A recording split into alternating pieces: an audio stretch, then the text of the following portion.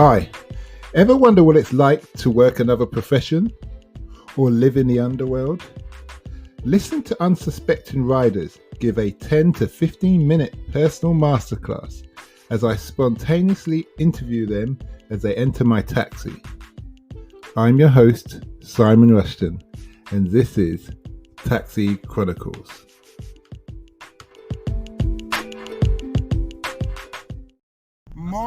Morning. Yes, we're back with another episode, another rider. Today we have a very interesting, articulate guy, and he used to be a chef, and he's opened up his own business. And listening to him, I thought, yeah, there's a story in here for you guys. So, welcome, Elliot. How you doing? You alright? So tell us, what made you wanna get into the restaurant business?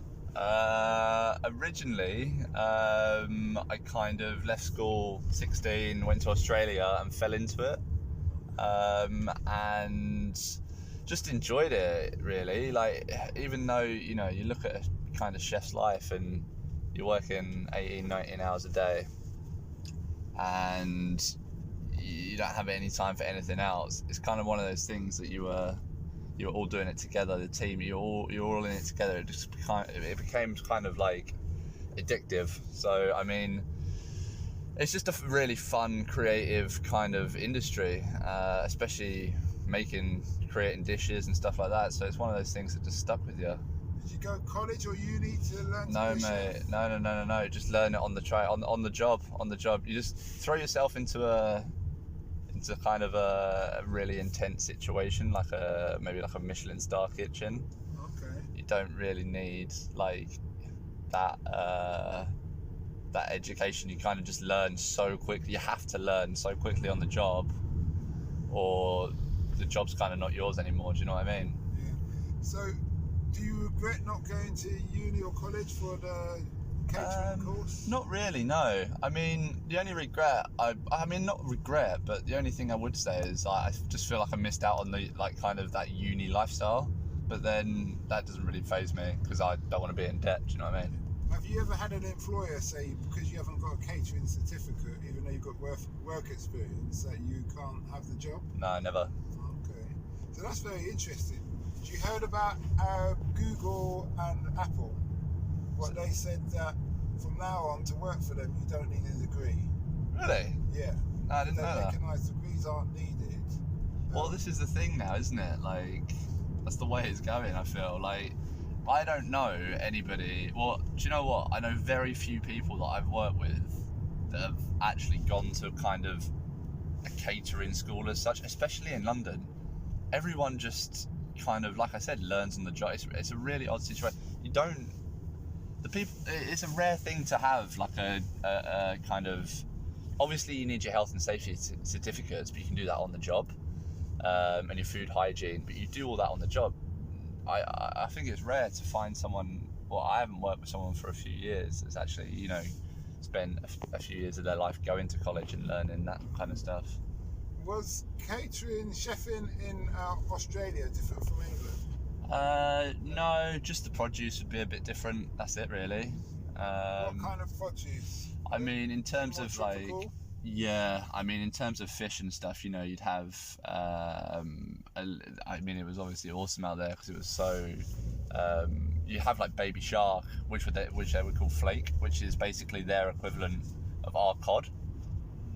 So it's like So they're eating sharks? Yeah, it's called flake. So it's like a baby bait, like tiny one, very easy, very popular. Do they farm them or something?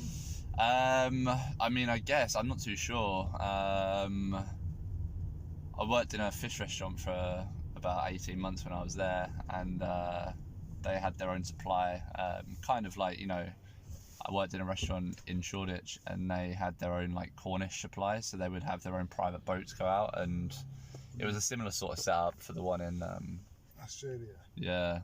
Okay. So you how long were you in Australia for? I was there for, I think, just over 18 months, 19, 20 months. Okay. Yeah, man. And then just decided to come back and Was it a good experience? yeah, I mean, look, like, it's such a... Have you been? No. it's a way of life over there, man. It's incredible. You just, the money you earn, like the pay over there is just insane for the same job you do here. The quality of life is easier. The rent is cheaper. The weather is nicer. But a lot of them come here though. I think it's because they're so used to that. You know, they've grown up with it. They're, in my experience, the ones that I know, this is what I say to them, and I'm like, you've got such beautiful surroundings. Why are you here? And they're like, well, they've had it from kind of day one, and the only place they can travel to is kind of New Zealand or Southeast Asia. Whereas they look at us and they're like, oh, we can hop around Europe, even though we don't. Yeah. Do you know what I mean? Yeah, he who has it doesn't know what to do. Well, it doesn't. No, yeah, I hear you saying. That's it. So you opened your restaurant during the pandemic. Tell us about that. Yeah, so we basically, me and my business partner Richie, who's also a chef, we've been working together for like 9 years. We kind of planned to open a Greasy Spoon British cafe vibe from day one, purely because when we met, we were working in one of those Australian type annoying breakfast cafes where you literally go in and two people would spend 40 quid and you'd have a couple coffees and a couple eggs poached and bloody avocado.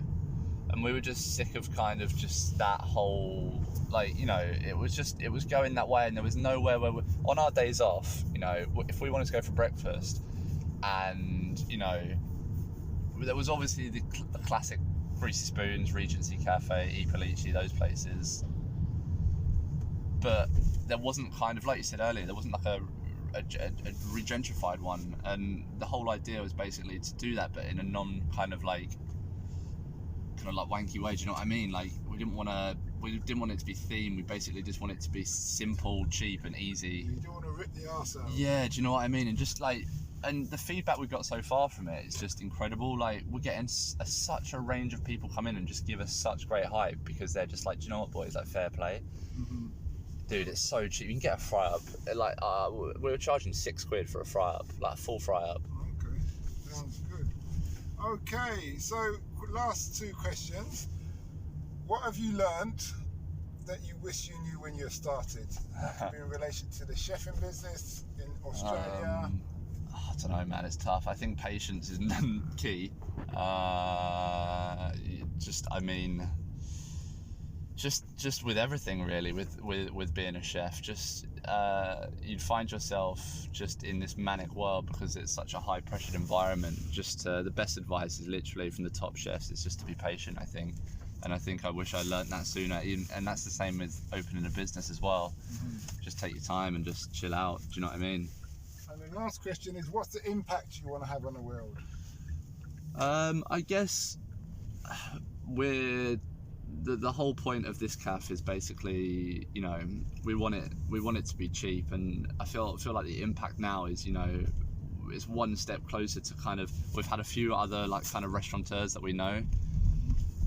We've realised that now, you know, they're in competition with us, and they've lowered their prices too now, and it's kind of refreshing to see that, you know, like London, I don't want London to be like a really, really expensive place. I want it to be a place that people can come and not feel ripped off. So okay, that's good. So where can people find you? We're in Tufnell Park on Junction Road. Norman's Cafe, we're called, and we're on Instagram at Norman's Cafe London. Okay. Do you want to spell that for them? It's Normans. Norman's Cafe London on Instagram. We've been open since November, and yeah, man, this is it. Well, thanks a lot. Appreciate it. And we wish you well. Thank you. We hope you liked that interview. Don't forget to like, share and subscribe to get the latest daily episode. Ever considered investing in the continent with the fastest growing economy and population on Earth? The same continent that holds 30% of the world's known natural resources? Then listen to our sister podcast, Africa Investor Stories, where you will hear real investors with real stories from around the world share their experience of investing in Africa. We post Monday and Thursday at 10 a.m.